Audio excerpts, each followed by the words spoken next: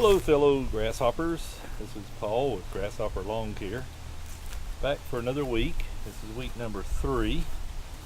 I was able to put down some 1010 fertilizer and also mowed. Trying out a different camera this time. This is a actual real video camera instead of just using my cell phone.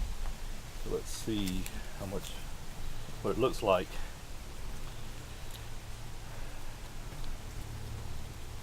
I do see that there are some grass sprigs coming up.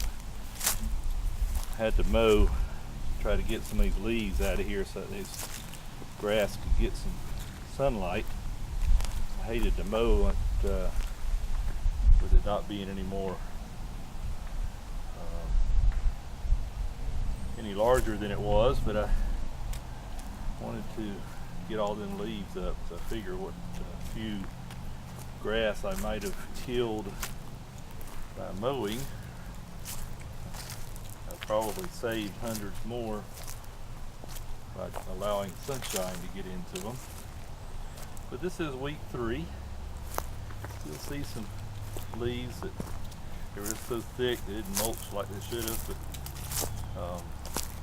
again, I hated to be out here on it anyway, so I didn't do any more than I could. I did more than I wanted to really, but I do see some coming up. There's some little bit of grass coming up in there. I don't know if you can pick that out on the camera or not. I can see it. And it looks a little better out through here than it did last week.